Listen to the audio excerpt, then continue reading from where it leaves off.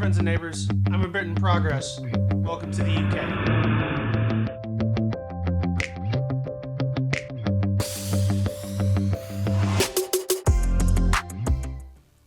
Hello, friends and neighbors. I'd like to pose a question. Do you live in a terraced house or a townhouse? Or do you live in an apartment or a flat? Answers in the comments. Basically, there are some different words for flats and houses in the UK than in America. Semi-detached is what? A duplex. What's a terrace? A townhouse. What's a bungalow? A house. It has one floor. Normally houses in the UK have multiple floors because we have smaller spaces to fit them in. But it seems like, at least in Florida, there's just all bungalows. Or as we like to call them, houses. What's a flat? An apartment. There's another thing that is different in housing stuff. What floor do you think you live on? You're probably wrong. In the UK, instead of saying first floor, second floor, third floor, we say ground floor, first floor, second floor. In terms of elevator buttons, 0. Yeah. 1, 2, 3, 4. Sometimes it says G. Certain elevators. Depends which elevator. As an aside to that, as you see my script, I actually had an instance when I was getting my national insurance number, where I was told to go to a floor and then spent about an hour waiting on the wrong floor before somebody noticed I was an American and then cleared it up for me. When I came in, I asked the person at the desk where I was supposed to go, and they said go to the second floor. So on the ground floor, I went because they said go to the second floor. I went one floor up when I should have gone 2 floors up. Yeah. If you haven't guessed, this is the video where we talk about flats and the renting process and all that other fun things. Let's talk about getting flats. Yes. So just as a baseline, the actual physical process of getting places is the same. Yeah. Find place, view place, apply for place, get place, or become homeless. Moving costs, because that's the first place that we normally go to.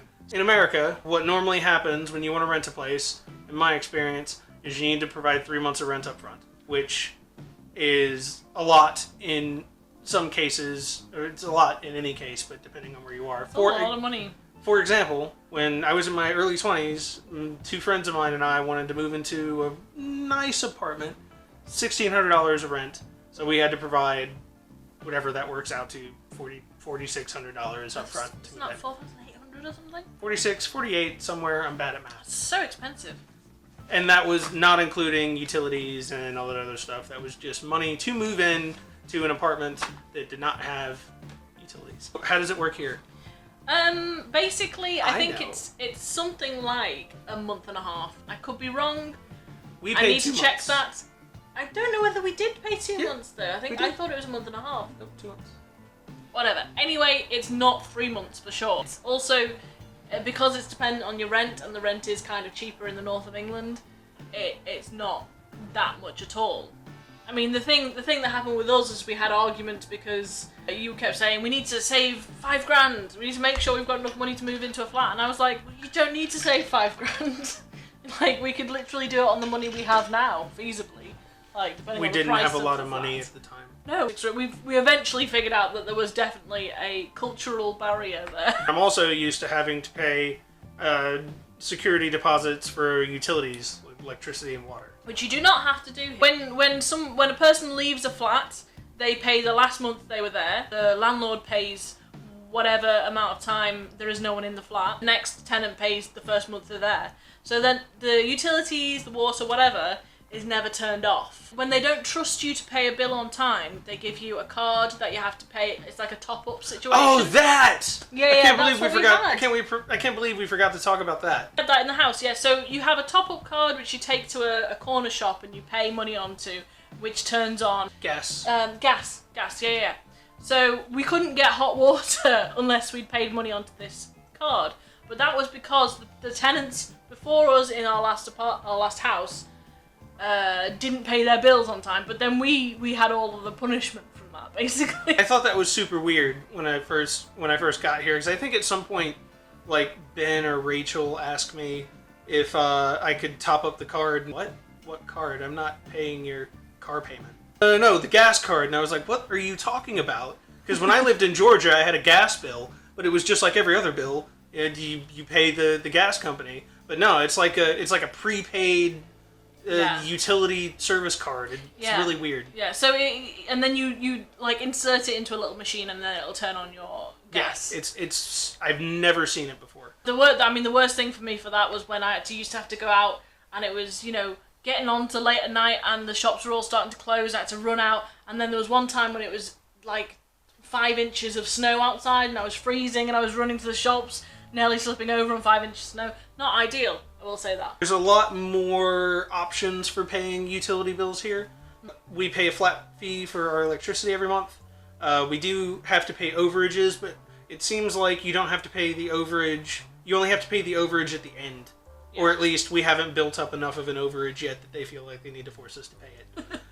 Water. And then there's also the water, which you can choose to pay in monthly installments if you set up a standing order sort of thing. Or you can, like we did, choose to pay just every 6 months. Because actually our water bill is not super expensive. The price will be up on the screen because I can't remember how much it cost.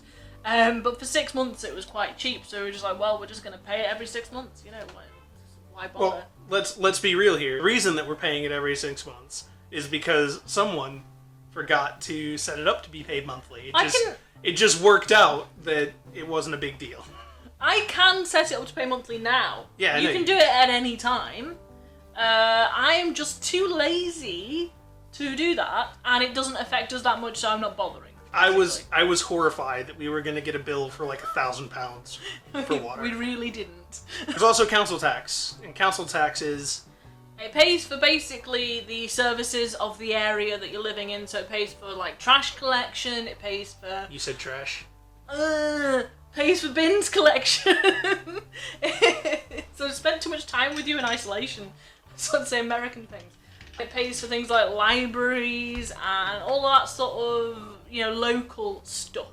It makes sense that it should be paid, but I have a big problem with it because it requires that you set up an account and with the local town or with the local council and set up a standing order. And I think it's BS. Not that it shouldn't get paid. I just think it should be rolled into the rent.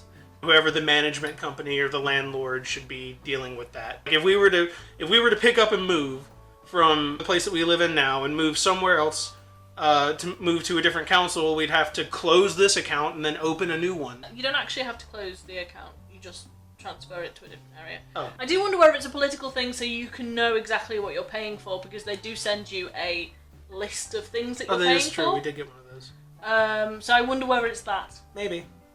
Who knows? I still think that it should be tied to the person that owns the place, and it shouldn't be...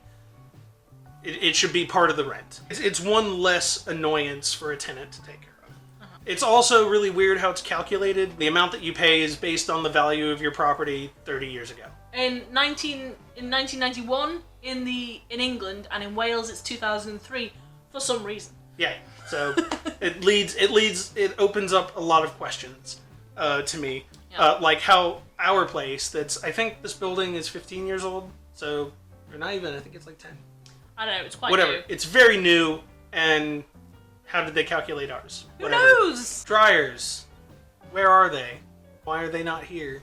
Let's turn to Helen for more information. Dryers are here. They exist. Apparently 58% of the UK has dryers separate from their washer. But that compared to the US of 85% is quite a difference. But I will say my parents have had a tumble dryer when I was growing up. So do your parents have a tumble dryer now? I don't know if they do have one now, but it was in the shed. So I never saw it, and I don't see it now because it's in the shed. Your sister and has I don't a want to tumble go dryer. into the shed. I don't know if my sister has a tumble dryer. Yeah, she does. Does she? Yeah. Is it in the shed? Most people have a combination of washer and dryer, like we have. Do they? Because you were really shocked when we had one. Yeah, I was shocked when we had one because our last place we had was just a washer. Okay, fair enough. Otherwise, you're going to possess... Ooh, that sound means it's time to drink. Otherwise, you're going to possess one or more of these. Clothes errors, or clothes horses, or whatever local colloquialism you want to use. And they're really annoying, especially in the wintertime. because clothes take forever to dry in the wintertime. Yes. The bane of my existence and the organization of our kitchen cupboards. Reusable bags. Mm-hmm. I hate them. But I love them, but I hate them, but I love them. The reason we have reusable bags is because not all that long ago the government... Oh, I didn't actually... no, it wasn't the government. It was just specific supermarkets decided that we should pay 10p per bag because that would mean we were less likely to throw away bags when we've just used them. I do it anyway. Yeah, because you're an anarchist. But so basically, most bags at supermarkets now cost 10 pence, which basically means that you're like, no, I paid money for this bag. I will reuse this bag until it's destroyed. And we have things called bags for life, which are stronger bags. They're not super expensive. The ones at Tesco are like 10p. So I think most places 10p, some 15, whatever. yeah, and then you get like next tier bags that like can start costing like our Nisbets bag that cost £5 but was worth It's a nice bag. every pound. Insert Nisbets bag. Nisbets being a restaurant wholesale company. Yeah. Shout out to Nisbets, please sponsor me. Nonetheless, the thing Craig has an issue with is that it takes up a lot of space. It does, because what happens is inevitably you forget to bring one with you, or you need to buy more because you bought too much stuff, and you just accumulate a pile that is capable of smothering someone. But do we really need this many bags?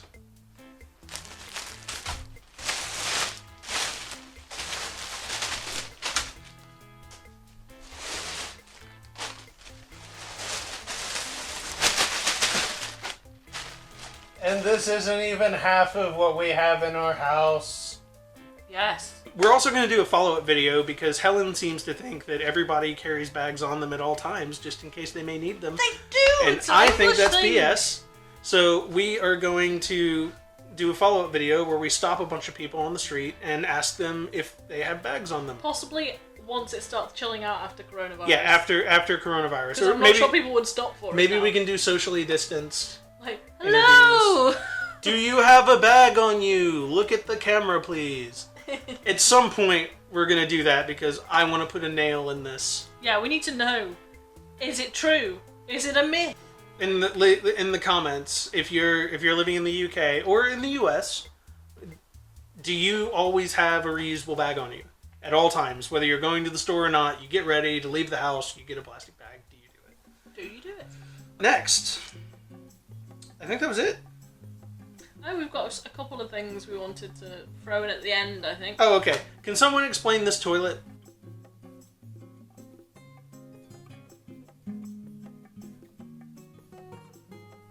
I don't get it. Why it do? I mean, Yeah. it's not even a UK thing. Yeah, it's just a thing. I can't... Like, let's say something happens to this toilet. I have no idea how to access the back of it. It's a mystery. No one will ever know. Without destroying the wall. Somebody tell me. And then there's the two taps.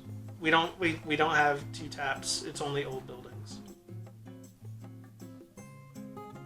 Yeah, old buildings have two taps because there is old plumbing in old buildings, which means it would be a real pain to replumb them and it'd be expensive to make it so that there's one tap. So we have two taps in old buildings, we have one tap in new buildings.